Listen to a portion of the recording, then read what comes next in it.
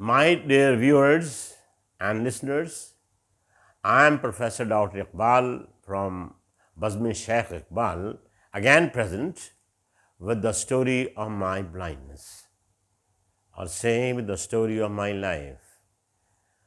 As a matter of fact, I should have begun where I am ending. Anyway, this does happen in life. I should have started with my family, but I am finishing up with my family's affairs and with all my kith and kin and relatives. As a matter of fact, my father, as I have been telling you since I started talking with reference to education and other problems and other difficulties, which with his help I overcame, was really a man of great courage, character, and integrity. In the morning today, I was just thinking over a fact. I know hundreds of the blind, thousands of blind, but none of the fathers, none of the mothers, as my father and mother did, undertake a sacrificing role. It is not easy to shift from place to place, but they did. It is not easy to leave the place where one has been living since long and one is quite adjusted over there. But for a greater cause, lesser causes, unimportant causes have to be done away with. Leaving a city, living a country doesn't matter if your goal and objective is high. If you want to achieve something, attain something, and gain whatever you like, you have to give sacrifices. So my parents gave sacrifices. Actually, the situation in our family was highly complicated. We were 6 brothers and sisters, 3 sisters and 3 sisters and 3 brothers. 4 of us blind. The first sister had full vision, but that was a time of shifting from India to Pakistan. We were totally confused, disillusioned, and it was because of that tragic migration that our eldest sister could not get educated. Anyway, she got a very good husband and they led a very happy life. She is still alive, may she live longer and healthier life. Then, of course, my youngest sister, Naseem Akhtar, she has got retired. She was a teacher in the school. She could see. She didn't have any defect with her eyes, and she is now leading a very happy life, family life. Her children are well adjusted. Then we 3 blind brothers. My younger brother, Bazm-e-Sheikh, got blind when he was 9 or 10 years old, but he followed my suit. Since I had certain successes and trophies, that gave him a sense of competition. And he followed in my footprints. He took his master's degree in English. He joined Government of Bazm-e-Sheikh College, Sargodha, and remained over there till his retirement. He retired as chairperson of the Department of English. Then my another brother, Javed Akhtar, he also was blind. He went blind late when he was only 16 years old. Yes, when he was 16 years old, he went blind and he saw the world more than we did. Therefore, his reminiscences and his memories are very sound and perfect. He joined Federal Public School and from there he got retired. He is also leading a happy life, but these days he is ailing. May Allah recover him from his disease. And so our family thrived. And even my another sister, Parveen Akhtar, she also went blind when she was 14, 15 years old. But she didn't lose heart. She joined government service as a teacher and got retired. Her daughters are well educated. Her son-in-laws are well placed in life. So this is the story of my 6 brothers and sisters, which we are. Our mother was great. Mothers are always great. Mothers are the center of love and affection. She was not educated, but she knew how to bring up her children, how to love them, how to manage. Because just imagine a woman with 4 blind children would be placed in a great state of predicament. What a terrible life it can be imagined, how difficult it can be. But she never lost heart, highly diligent, hardworking, arduous, loving, caring. Although there remained tussles between my father and mother, as in the Eastern families does happen. So we find despite all these things, despite all the difficulties she had to face, she remained happy. She was sanguine by temperament, happy by temperament. And if she faced one difficulty after that, she forgot that and she laughed away cares. And this perhaps what I learned from her. Steadfastness, perseverance, sacrifice, love for children I learned from my father. My father also had literary taste, and the way he helped me in my education I have already mentioned. And I cannot over-mention it because if I keep mentioning for hours, it won't be finished. Anyway, I had good parents.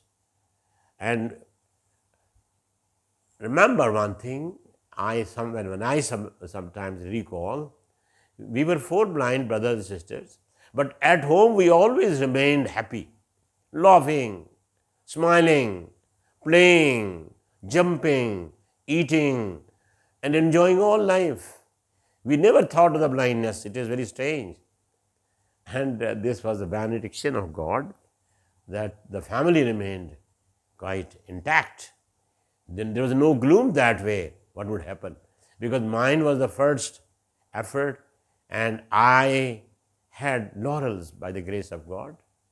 I won laurels, and that gave strength to my younger brothers and sister. So the family remained very happy, no doubt. I did my master's degree, as I told you, in English, and after education, service is no doubt a great passion. One wants to get service, but in my case, I was not very eager for that because I knew that I could carve out my own line of action. But the more important thing in this connection is finding out a spouse, marriage.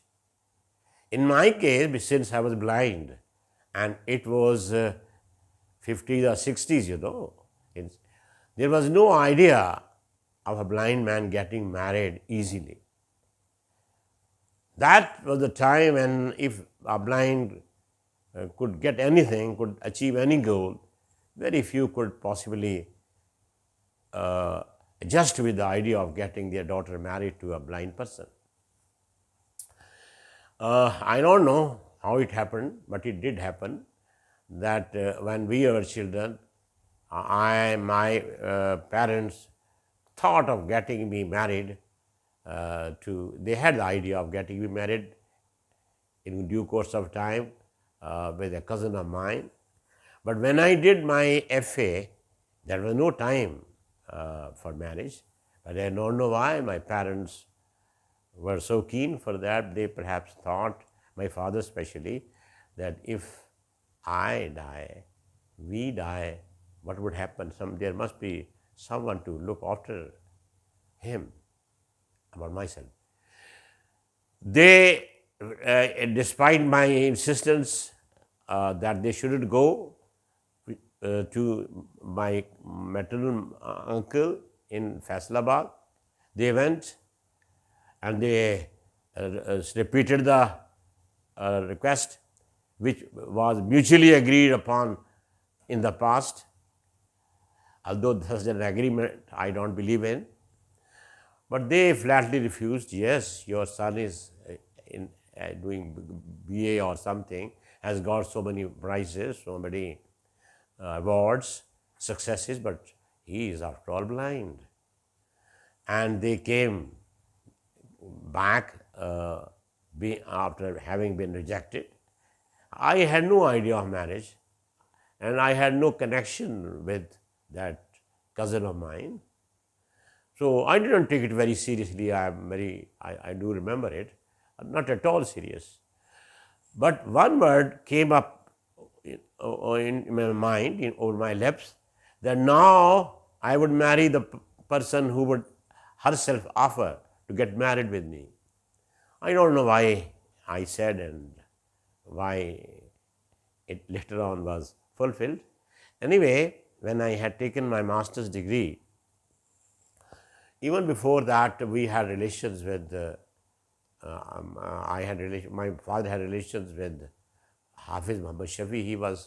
He then became my father-in-law, and in some labyrinth of conjugal relations, he was my maternal uncle. And we never went to their house. He used to come to Faisalabad when I was studying over there. When I had taken the examination of masters in English, my father decided to go to Multan, where my maternal uncle was residing. Although I was not very much prepared to go because I was tired with the examination, but he thought that would give me a respite when I go to Multan. But when I went to Multan, that was a trip with love and affection. And my in-laws, they did not become in-laws then, but when they became in-laws, they were highly broad-minded people, not at all that way conservative. And my cousin, who was there, she was studying in second year. She talked with me, she sat with me. Nobody forbade, because they considered that they are cousins. Now they don't. At present, it doesn't. In our families, cousins have very direct connections, very direct talk. But in the days bygone, it was supposed to be quite abnormal. Anyway, we had a very good time over there, and it was there that I and my cousin, without saying anything, started believing that we should get married. Then after that, another occasion occurred when we remained together in a family for 3-4 years, and that developed our understanding, which changed into love. My cousin could not qualify FSC, and she had to come to me for improving her, that compartment in which she was placed, getting FSC cleared. So there, actually, things were very clear, and we decided that we would get married. After that, nothing was said from any side. It was all unspoken, unsaid, but we developed relations. And when she went from Sargodha to Multan, She wrote me letters, I wrote her letters, but that was a love of innocence, I must tell you. Perhaps we people that way did not know much about things which people know these days. It was a very simple, gullible, affectionate relationship. And then, of course, when I cleared my master's in English, a friend of my father-in-law, who was MPA in Okara, asked him that if you say that Iqbal is your daughter, your sister's son, how it is that you don't offer the marriage of your daughter to him? He said that they have not given me any offer, they have not said anything. Then I forget, yes, Mr. Bashir was his name, Mian Bashir, he was MPA. He said, don't you remember that Imam Abu Hanifa himself proposed the marriage of his daughter to a person whom he liked? So my maternal uncle came to Sargodha and he himself offered. So that was really something which was not possible in those times. We had developed relations, we had had a lot of understanding. And my marriage took place on 26th of December 1968. 26th December 1968. And then life started. We were blessed with 2 daughters and 1 son. And this is my pleasure, this is my honor that these 3 children were always a source of happiness for me. My daughters always helped me out in life, and when they were children, they were so innocent. When they were mature, when they were grown up, they were so loving, so obedient. My one daughter passed her BA B.Ed. She couldn't take master's degree, and she got job as a teacher. And her husband has now retired as a deputy controller from the University of Sargodha. My second daughter, yes, of course, passed her master's degree in English, and she stood first in Government College Sargodha. And she got service as a lecturer in English. Now she is teaching in Government Degree College for Women, Middletown, Lahore. And my son-in-law, Yaqub Malik, has rendered 21 years service as a teacher of mathematics in Atchison, a very reputed place. And then my son, of course, a great son, who really studied arduously, worked well. I opened his thoughts and ideas, and I let him take part in activities which I had for the association. He sat with my friends. I went with him to meet everybody, and he was very keenly reading my life, studying my life, and perhaps it is because of his company with me or because of his own God-gifted talents that he succeeded in taking his degree in engineering, mechanical engineering. Taking a mechanical degree in engineering is a different thing. And we people, I never wanted him to get inducted into government job, because I thought that an engineer, if he's taken as an SDO in any department, things are not palatable there, are not happy there. And we did not like that. Perhaps I am totally against unfair means, foul practices.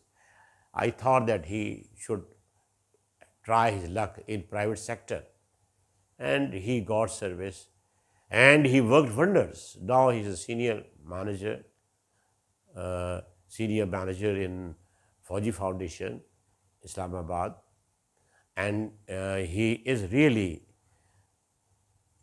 got a job and won love and respect from his colleagues and even from his bosses. Then, of course, I proposed him that he should get married, some doctor.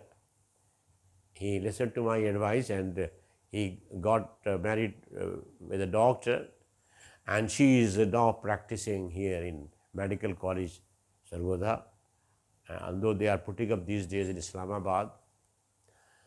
Then, of course, the second generation started.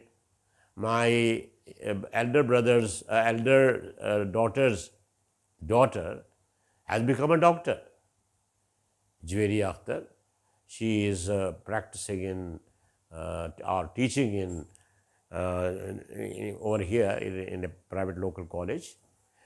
And my say grandson, Tabish is the name of my son. My Tabish's son, I'm Shayan Tabish. He is in second year medical college, say Rawalpindi Medical College. Now, all the children, I have got 9 children of my children. They are on their way to success. They are on their way to education.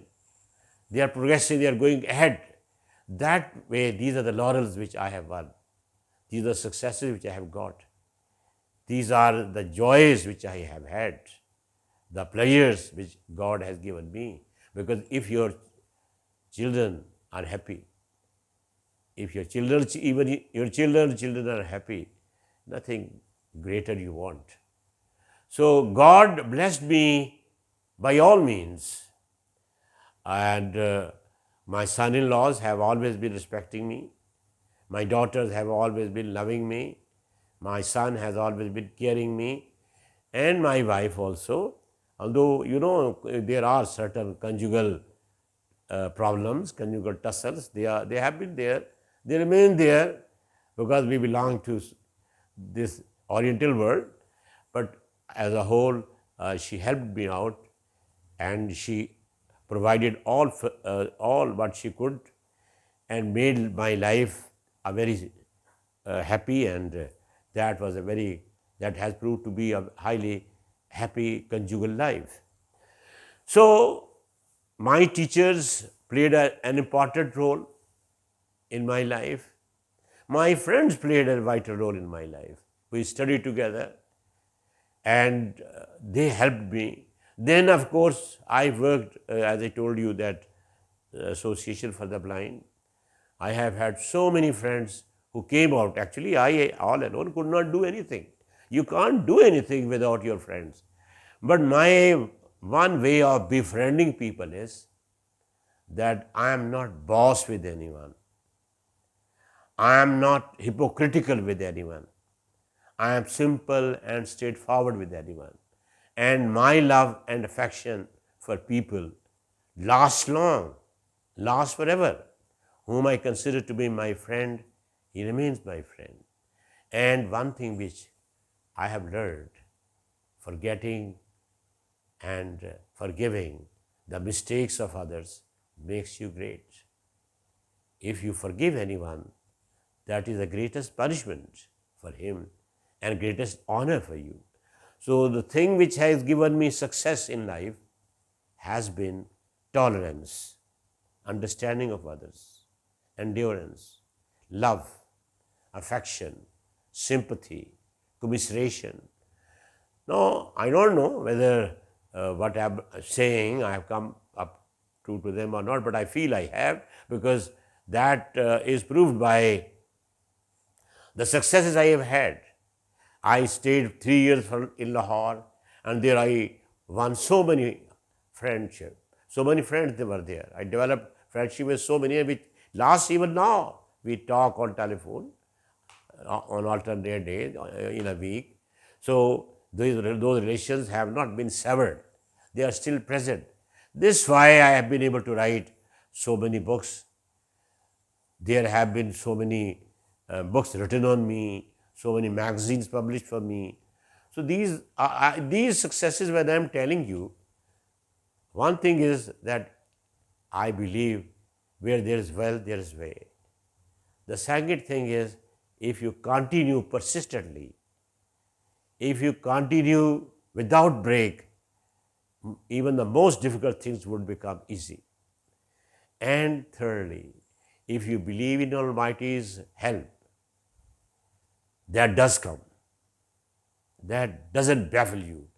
Difficulties have been coming, difficulties will keep coming. But if there are difficulties, there are also comforts. When we are in difficulty, we generally forget the good times. Sometimes when we are in adversity, prosperity is forgotten. We should recall those things. And in that recalling of the beauties of the past, of the pleasures of the past, heals all the wounds which life inflicts. So I don't know where I have to finish and where or I still to continue. But today I am finishing up with all my past career, whatever I did, I told a bit of it. And I hope you must have paid attention to what I have been saying, and you may have been, if you really interested in knowing more. So I have already told you that there is a book written by me, or say autobiography, my autobiography, Part.7. You can go through that, or you can study any of my books. I am there. I am present in all my books. I am present in all my poetry. But not I am alone. I with my society. I with my values. I with my friends. I with my loves. I with my difficulties. Thank you very much, friends. I'll meet you in some other discussion. Thank you very much.